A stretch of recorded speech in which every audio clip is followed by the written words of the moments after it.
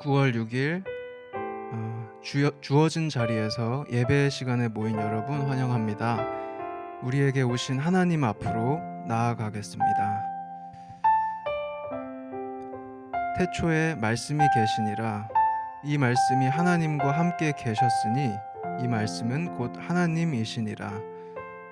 말씀이 육신이 되어 우리 가운데 거하심에 우리가 그 영광을 보니 아버지의 독생자의 영광이요 은혜와 진리가 충만하더라. 본래 하나님을 본 사람이 없으되 아버지 품속에 있는 독생하신 하나님이 나타내셨느니라. 하나님께서 우리에게 오셨습니다. 우리에게 오신 하나님 앞으로 나아갑니다. 우리의 예배를 받아주십시오. 예수님의 이름으로 기도드립니다. 아멘. 우리 같이 나의 하나님 찬양하겠습니다.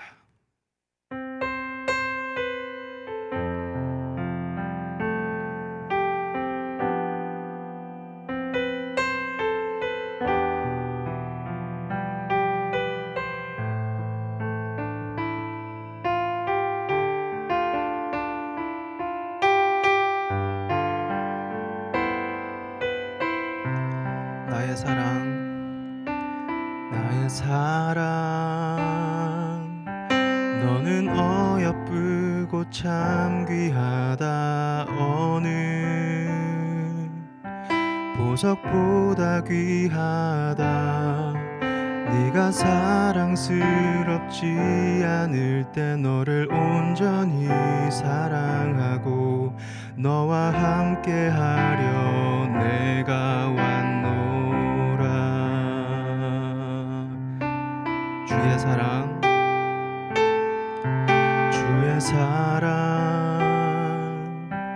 이 사랑은 결코 변치 않아. 모든 계절 돌보시네. 푸른 마르고 꽃은 시드나 주의 말씀은 진실해. 실수가 없으신 주만 바라라.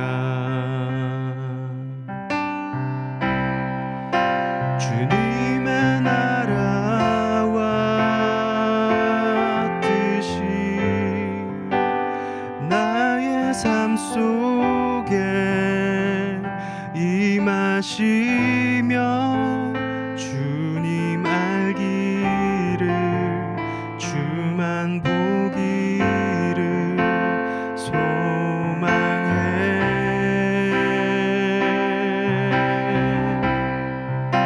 거룩히 살아갈 힘과 두려움 없는 믿음 주신 나의 하나님 완전한 사랑 찬양해.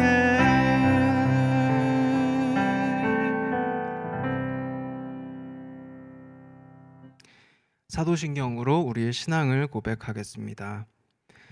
전능하사 천지를 만드신 하나님 아버지를 내가 믿사오며 그 외아들 우리 주 예수 그리스도를 믿사오니 이는 성령으로 잉태하사 동정녀 마리아에게 나시고 본디오 빌라도에게 고난을 받으사 십자가에 못 박혀 죽으시고 장사한 지 사흘 만에 죽은 자 가운데서 다시 살아나시며 하늘에 오르사 전능하신 하나님 우편에 앉아 계시다가 저리로서 산자와 죽은 자를 심판하러 오시리라.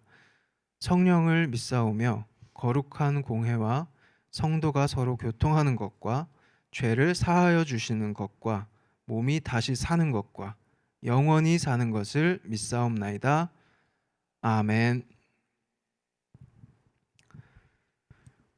하나님, 주님께서 우리에게 기도하라고 명령하신 그 말씀에 의지해서 기도드립니다. 찾고 구하고 두드리라고 명령하신 그 말씀에 의지해서 기도드립니다. 우리를 도와주십시오. 하나님께서 창조하신 세계가 괴로워하고 있습니다. 코로나 상황에서 우리 공동체들의 삶이 불안과 어려움에 처해 있습니다. 우리를 도와주십시오. 갈릴리 바다의 태풍을 잔잔하게 만드신 주님, 우리의 삶에 찾아온 이 어려움과 그 어려움 때문에 우리 안에 불고 있는 태풍을 잔잔하게 하여 주십시오. 우리가 연단되고 고요한 마음으로 하나님 앞으로 나아가게 해 주십시오. 그래서 우리가 하나님을 경험하고 하나님께서 우리와 함께 하심을 경험하고 하나님의 말씀을 듣게 하여 주십시오. 그것이 우리의 밭에 감추어진 보물입니다. 우리의 가장 비싼 보물이 되신 예수님의 이름으로 기도드립니다. 아멘.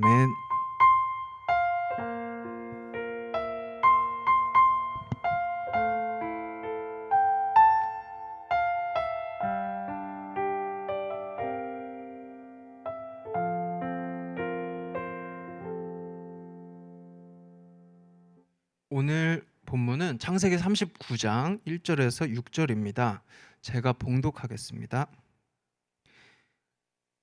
요셉이 이끌려 애굽에 내려가매 바로의 신하 시위대장 애굽 사람 보디발이 그를 그리로 데려간 이스마엘 사람의 손에서 그를 산이라. 여호와께서 요셉과 함께 하심으로 그가 형통한 자가 되어 그 주인 애굽 사람의 집에 있으니 그 주인이 여호와께서 그와 함께 하심을 보며 또 여호와께서 그의 범사에 형통케 하심을 보았더라. 요셉이 그 주인에게 은혜를 입어 섬김에 그가 요셉으로 가정 총무를 삼고 자기 소유를 다 그 손에 위임하니 그가 요셉에게 자기 집과 그 모든 소유물을 주관하게 한 때부터 여호와께서 요셉을 위하여 그 애굽 사람의 집에 복을 내리심으로 여호와의 복이 그 집과 밭에 있는 모든 소유에 미친지라. 주인이 그 소유를 다 요셉의 손에 위임하고 자기 식료 외에는 간섭하지 아니하였더라. 요셉은 그 용모가 준수하고 아담하였더라.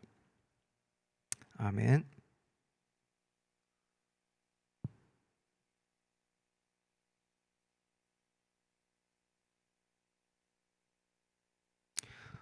네, 이제 9월 첫째 주가 되었습니다. 8월이 가고 여름도 가고 조금씩 가을이 오고 있어요. 우리도 한 달 반, 2달 정도 동안에 우리 잠언을 전체 다 읽고 이제 창세기로 넘어가고 있습니다. 창세기는 시작에 관한 책이에요. 우리가 읽었던 잠언이 이렇게 이야기를 했죠. 여호와를 경외하는 것이 지식의 시작이다. 창세기는 이 시작에 대해서 이렇게 말을 하고 있습니다. 창세기 1장 1에서 5절. 태초에 하나님이 천지를 창조하시니라. 땅이 혼돈하고 공허하며 흑암이 깊음 위에 있고 하나님의 신은 수면에 운행하시니라. 하나님이 가라사대 빛이 있으라 하심에 빛이 있었고 그 빛이 하나님의 보시기에 좋았더라. 하나님이 빛과 어두움을 나누사 빛을 낮이라 칭하시고 어두움을 밤이라 칭하시니라. 저녁이 되며 아침이 되니 이는 첫째 날이니라. 이 존재의 세계의 시작에 하나님의 말씀이 있었다. 이게 창세기가 하는 말이에요. 이 창세기 안에는 특별히 창세기 후반부 안에는 하나님의 백성의 우리의 조상들의 이야기가 들어있어요. 12장에서 25장은 아브라함, 25장에서 35장 이삭과 야곱, 37장부터 50장까지는 특별히 야곱과 요셉의 이야기가 있습니다. 이렇게 창세기 후반부를 우리가 이제 읽기 시작할 거예요. 아브라함, 이삭, 야곱 그리고 요셉, 이들의 이야기. 9월부터 우리는 이제 매일 성경을 보면서 요셉의 이야기를 읽을 수 있습니다. 39장 1절 우리 본문으로 가보겠습니다. 요셉이 이끌려 애굽에 내려가매 바로의 신하 시위대장 애굽 사람 보디발이 그를 그리로 데려간 이스마엘 사람의 손에서 그를 산이라. 자, 요셉이 등장했고요. 요셉이 자기가 살던 곳에서부터 다른 곳으로 옮겨졌다 이런 이야기를 하고 있는 거예요. 요셉의 물리적인 공간이 강제로 변했어요. 요셉은 지금 1절 앞부분에 있는 것처럼 애굽, 이집트로 던져졌습니다. 요셉이 원한 게 아니었어요. 요셉은 이집트로 팔려가게 되었어요. 잠시 요셉에게 어떤 일이 있었던 것일까? 이 앞에 있는 이야기를 한번 읽어볼게요. 원래 요셉은 가족들과 함께 팔레스타인 지역 가나안 땅에서 유목 생활을 자유롭게 하고 있었어요. 37장 1에서 2절 야곱이 가나안 땅 곧 그 아비의 우거하던 땅에 거하였으니 야곱의 약전이 이러하니라. 요셉이 17세의 소년으로서 그 형제와 함께 양을 칠 때 그 아비의 첩 비라와 실바의 아들들로 더불어 함께하였더니 요셉이 등장하는 장면입니다.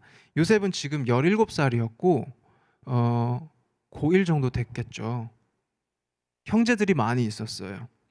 형제들이 위로는 10명, 밑으로는 1명 있었어요. 12형제인데 그 중에 11번째였어요.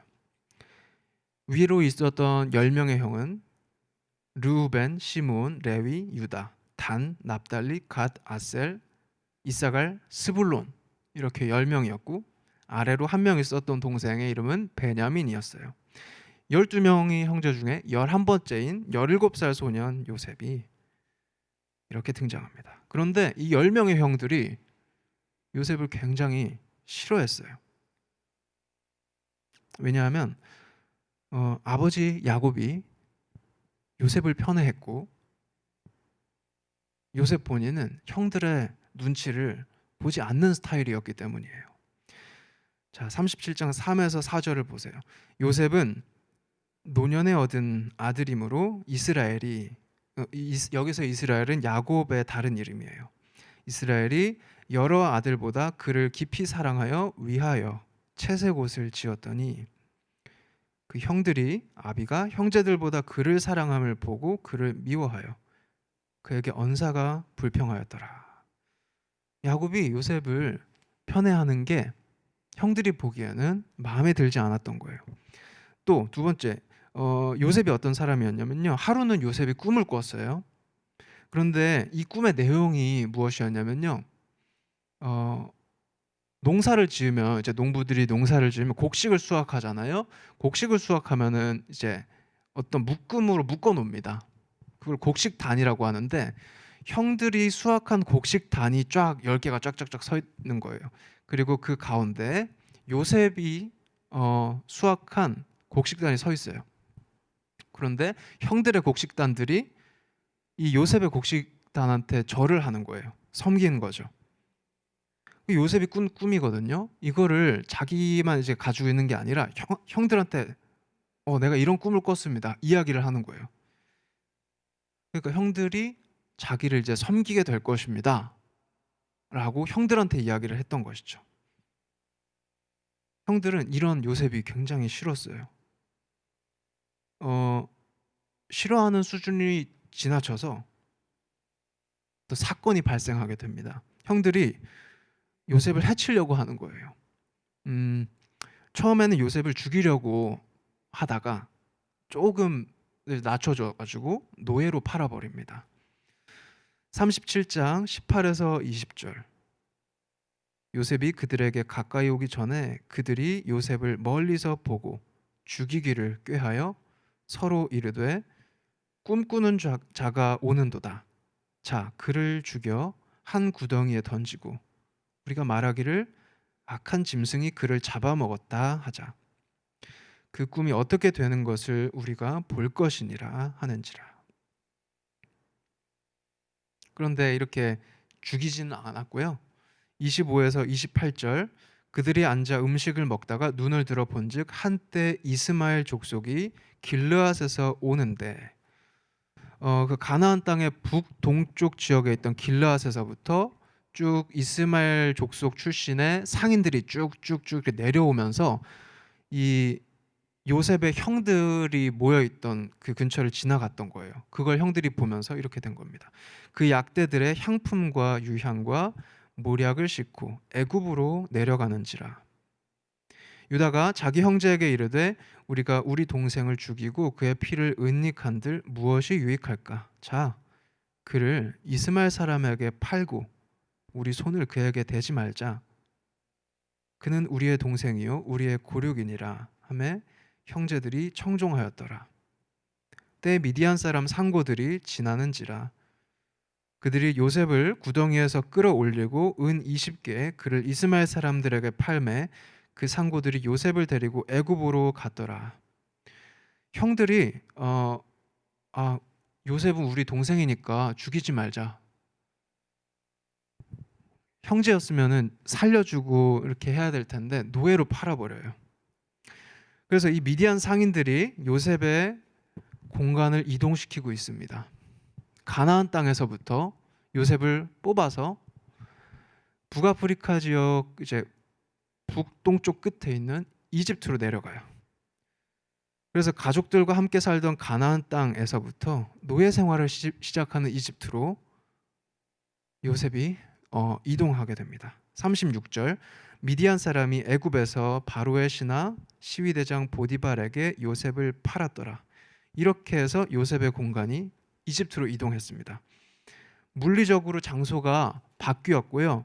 그리고 두 번째로는 요셉의 사회적인 위치도 바뀌었어요. 가족들과 함께하던 자유로운 생활에서부터 외국에서 있어야만 하는 노예 생활로 요셉의 사회적인 위치도 변했어요. 모든 게 다 변했어요. 요셉은 자유도 박탈당했고 자기 고향으로부터도 벗어나게 되어버렸어요. 이 모든 것들이 다 바뀌는 것 같은 상황 속에서도 그러나 바뀌지 않은 위치가 하나 있는데 요셉이 여호와 하나님 앞에 있었다. 이 위치는 바뀌지가 않고 있어요. 창세기 39장 본문으로 넘어오겠습니다. 2절 3절, 여호와께서 요셉과 함께 하심으로 그가 형통한 자가 되어 그 주인 애굽 사람의 집에 있으니 그 주인이 여호와께서 그와 함께 하심을 보며 또 여호와께서 그의 범사에 형통케 하심을 보았더라. 여호와께서 요셉과 함께 계셨어요. 이거는 굉장히 분명하게 알 수 있었던 건데 왜 그러냐 하면은 옆에 있던 보디발도 그거를 알 수 있을 정도였기 때문에 그래요. 요셉은 자기의 물리적인 위치, 사회적인 공간이 바뀌었기 때문에 아주 혼란에 빠지고 삶의 방향 감각을 다 잃을 수도 있었겠죠. 하지만 요셉은 그러지를 않았어요. 여호와께서 함께 계신다. 이거는 거꾸로 말하면은 우리가 하나님과 함께 살아간다는 것인데, 왜냐하면 함께라는 거는 함께 하는 거잖아요. 그렇기 때문에 그래요. 우리가 하나님과 함께 살아간다는 거는 어떤 의미냐면은 하나님이 우리의 삶을 놓치지 않으신다는 의미이고, 또 우리의 입장에서는 우리가 쉽게 방향 감각을 잃지 않는다는 의미예요. 그래서 요셉은 자기의 삶의 방향 감각을 완전히 잃지 않을 수 있었던 것 같습니다. 시편 119편 105절, 주의 말씀은 내 발의 등이요 내 길의 빛이니이다. 잠언 6장 20에서 23절, 내 아비의 명령을 지키며 내 어미의 법을 떠나지 말고 그것을 항상 내 마음에 새기며 내 목에 매라. 그것이 너의 다닐 때 너를 인도하며 너의 잘 때 너를 보호하며 너의 깰 때 너로 더불어 말하리니 대저 명령은 등불이요 법은 빛이요 훈계의 책망은 곧 생명의 길이라. 요셉이 가나안 땅에 있든 도단이나 세겜에 있든 애굽에 있든 또 요셉이 자유인이든 노예든 여호와 앞에 있는 요셉의 위치는 변하지 않았어요. 전혀 달라지지 않았어요. 그래서 요셉은 삶의 방향 감각을 잃지 않고 있어요. 자기의 삶의 길을 변함없이 걷고 있어요. 지금 여러분 혹시 이 불안정한 상황 속에서 우리가 삶의 방향 감각을 상실하거나 또는 이 삶의 방향 감각이 흐려졌다 이렇게 혹시 느껴진다면 여러분은 하나님의 현실과 실제와 다르게 느끼고 있는 것일지도 모르겠습니다. 우리가 놓여 있는 공간에서 변하지 않은 부분이 있다는 것을 기억하세요.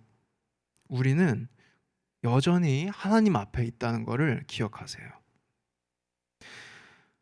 그리고 변함없이 충실하게 우리한테 맡겨진 역할을 감당하면 됩니다. 요셉은 자기가 해야 되는 것을 했어요. 39장 4에서 5절 상반절. 요셉이 그 주인에게 은혜를 입어 섬김에 그가 요셉으로 가정 총무를 삼고 자기 소유를 다 그 손에 위임하니 그가 요셉에게 자기 집과 그 모든 소유물을 주관하게 한 때부터. 요셉에게 맡겨진 일이 있어요. 가정 총무라는 일인데 이것은 꽤 신뢰를 받는 일이었어요. 보디발로서는 자기한테 중요한 많은 것들, 꽤 많은 부분을 이 노예에게 맡겨야 됐기 때문에 노예 중에서도 어느 정도 신뢰할 수 있는 이제 노예한테 맡길 수 있는 것이었겠죠. 요셉한테는 이 가정 총무의 일이 맡겨진 거예요. 우리에게 맡겨진 일, 나한테 주어진 일, 내가 마땅히 해야 할 일, 여기에 충실하는 거, 이거는 굉장히 명예로운 일이에요. 그거는 결코 작은 일이 아니고 명예를 인정받는 일이에요. 하나님은 요셉의 그 노예 요셉의 명예를 인정해 주셨고 그 명예는 노예의 명예였기 때문에 주인이 그 노예의 주권이나 인권을 다 잡고 있었기 때문에 빼앗아 갈 수도 있는 것이었지만 이 명예는 누구도 빼앗아 갈 수 없는 명예였어요. 보디발이 빼앗아 갈 수 없는 명예였고요. 오히려 보디발도 인정할 수밖에 없는 명예였어요. 39장 5에서 5절 하반절에서 6절 상반절을 보세요. 여호와께서 요셉을 위하여 그 애굽 사람의 집에 복을 내리심으로 여호와의 복이 그의 집과 밭에 있는 모든 소유에 미친지라. 하나님이 요셉의 이 충실함을 그 명예를 인정하고 계시고요. 또 6절 주인이 그 소유를 다 요셉의 손에 위임하고 자기 식료 외에는 간섭하지 아니하였더라. 주인 보디발도 요셉의 명예를 인정하고 있어요. 여러분 지난주에 우리가 같이 읽었던 히스기야의 신하들 그들이 보여준 모습을 기억해 보세요. 두 가지였어요. 그 아수르라는 거대한 제국의 위협 앞에서도 하나님을 변함없이 경외하고 그리고 자신들이 할 수 있는 거 자기들이 가지고 있던 지혜를 한자리로 편집해서 모아들인 거 요걸 했었죠. 애굽에 노예로 팔려가게 된 요셉이 보여준 오늘 그 모습도 마찬가지예요. 하나님과 함께 있으면서 자기의 상황 안에서 충실한 것. 조금 더 정확하게 말하면 요셉이 하나님과 함께 있으려고 뭔가 자발적으로 하기 이전에 이미 하나님은 요셉의 곁을 떠난 적이 없어요. 요셉은 그 하나님의 앞에서 자기가 해야 될 거를 하나씩 해나간 거 그것뿐이에요. 그러면 우리가 해야 할 것은 무엇일까? 일단 마음을 지켜야겠지요. 굉장히 혼란스럽고 뭔가 많이 변하는 것 같은 상황 속에 있지만 변하지 않는 것이 있다는 거, 우리한테 주어진 것들이 있다는 거 요거를 보고 우리의 마음을 차분하게 지키는 거예요. 우리가 물리적 사회적 공간을 이전과는 다른 정도의 자유를 가지고 사용할 수밖에 없게 되었죠.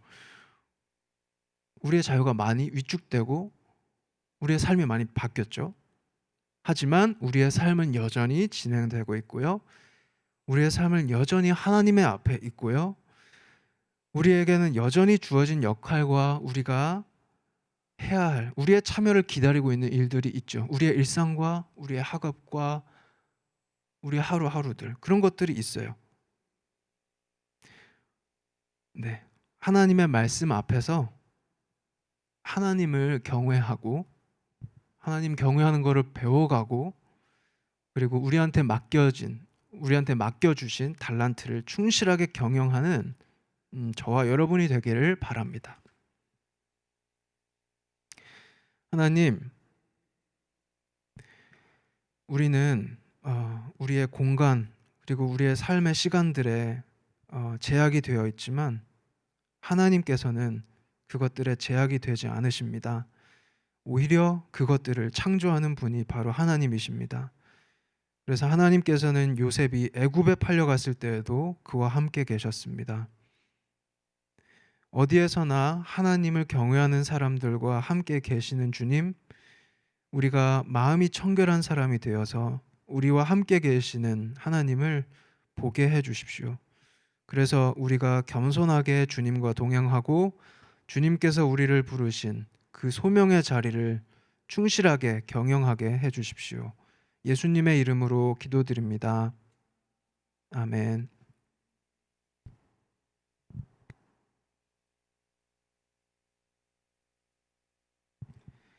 네, 봉헌하겠습니다.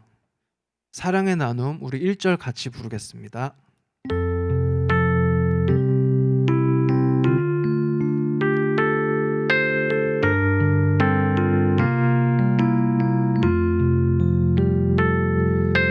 사랑의 나눔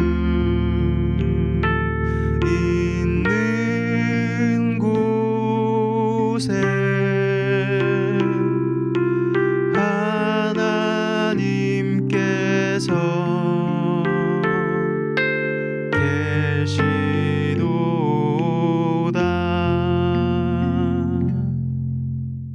하나님, 저희가 가진 돈의 일부를 준비했습니다. 여기에 저희의 마음을 담습니다. 저희가 준비한 이 모든 것을 하나님께서 받아주십시오. 우리의 공간이, 우리의 삶의 형태가 마구 진동할 때, 그때에도 흔들리지 않는 위치를 하나님께서 만들어 주시니 감사합니다. 우리가 하나님 앞에 있는 그 자리에서 살아가겠습니다. 우리에게 두려움 없는 믿음과 지혜를 주십시오. 예수님의 이름으로 기도드립니다. 아멘. 하늘에 계신 우리 아버지여, 이름이 거룩히 여김을 받으시오며 나라의 임하옵시며 뜻이 하늘에서 이룬 것 같이 땅에서도 이루어지이다. 오늘날 우리에게 일용할 양식을 주옵시고 우리가 우리에게 죄 지은 자를 사하여 준 것 같이 우리 죄를 사하여 주옵시고 우리를 시험에 들게 하지 마옵시고 다만 악에서 구하옵소서. 대개 나라와 권세와 영광이 아버지께 영원히 있사옵나이다. 아멘.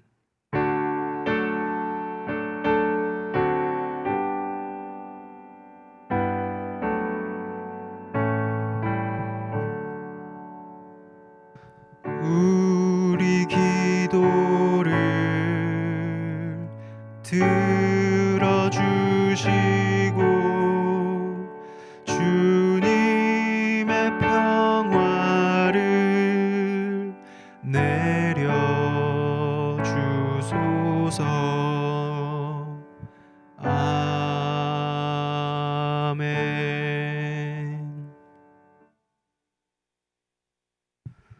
네, 코로나 상황에 또 변화가 며칠 전에 생겼죠.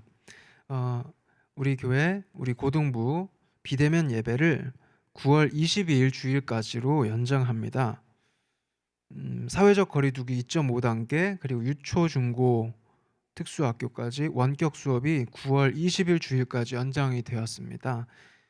정부의 비대면 예배 요청이 해지될 때까지 우리 교회는 기존대로 비대면 형태로 9월 20일 주일까지 예배를 드립니다.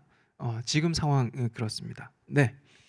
2부 순서 성경 필사와 사진 인증인데요. 제가 낭독해 드리는 이 성경 본문 개인 다이어리 그리고 노트에다가 필사하시고 필사한 본문과 얼굴이 나오는 사진을 찍어 가지고 단톡방에다가 인증을 해 주세요. 네, 오늘 본문은 신명기 14장 22절에서 29절입니다.